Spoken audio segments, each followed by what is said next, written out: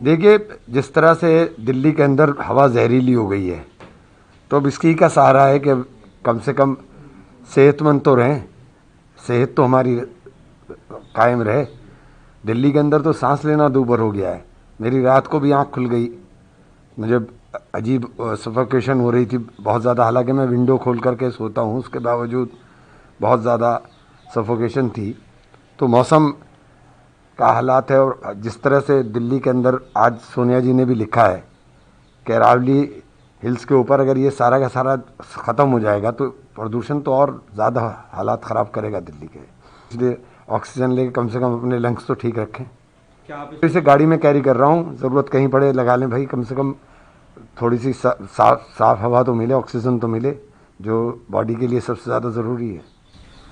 Sir, इसके अलावा राजनाथ जी ने एक बयान दिया। उन्होंने कहा कि आ, जो नेहरू जी हैं वो बाबरी मस्जिद बनाना चाहते थे, लेकिन सरकारी खजाने से, जिसका विरोध पटेल साहब ने किया। सरकार के अंदर है, कोई दस्तावेज़ दे दें। हमारे पास दस्तावेज़ हैं कि सरदार पटेल ने इनके जो पेरेंटल ऑर्गेनाइजेशन है, जो विचारधारा है, उस विचारधारा के विरुद्ध जो पत्र लिखा था और उसके अंदर उसको बैन किया था, वो डॉक्यूमेंट्री एविडेंस है। तो ये ऐसी बात मत करें। सरकार के अंदर शामिल लोग अगर इस प्रकार की बातें करेंगे और इस प्रकार का झूठा नैरेटिव देश के अंदर फैलाएंगे तो ये बहुत ही दुखदायी है। आज पार्लियामेंट सर तीसरा दिन है। एक तरफ आप लोगों को, जो आप लोग मांग कर रहे थे, चर्चा की जाए एसआईआर को लेकर, सरकार की ओर से उस बात को ही मान लिया गया है। क्या कोशिश रहेगी आप लोगों की कि इसमें क्या क्या मुद्दे आप लोग उठाएं, और क्या आप लोग जो बीएलओ, जो जिन लोगों की मृत्यु हुई है, क्या उनको उनकी बात, उनके परिवारों परिजनों की बात भी आप कोशिश करेंगे कि पार्लियामेंट में रखी जाए? बिल्कुल रखी जाएगी। अभी मेरठ के अंदर भी कल एक ने जहर खा लिया और उसकी हालत गंभीर है, गंभीर हालत के अंदर भर्ती है।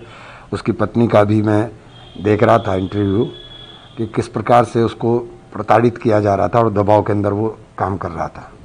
सर, फॉर्मर अधिकारी हैं मोहम्मद के मोहम्मद, उन्होंने एक बयान दिया। उन्होंने कहा कि मुसलमानों को ज्ञान भारती मस्जिद जो है उसको दे देनी चाहिए, ताकि भविष्य में और कोई विवाद ना हो।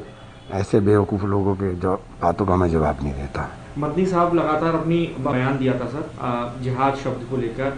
कल फिर उन्होंने इस बात को दोहराया कि हम जिहादी हैं, वो लोग फसादी हैं, और मुझे कुछ क्लैरिफाई नहीं करना अपने बयान में। देखिए, जिहाद बहुत ही पाक और साफ लफ्ज़ है, उसका गलत इस्तेमाल किया जाता है। जिहाद हमेशा मुल्क के लिए होता है। जिहाद मुल्क के अंदर जो हालात हैं, उन हालात के मद्देनज़र मुल्क के लिए होता है, मुल्क के खिलाफ जिहाद नहीं होता है।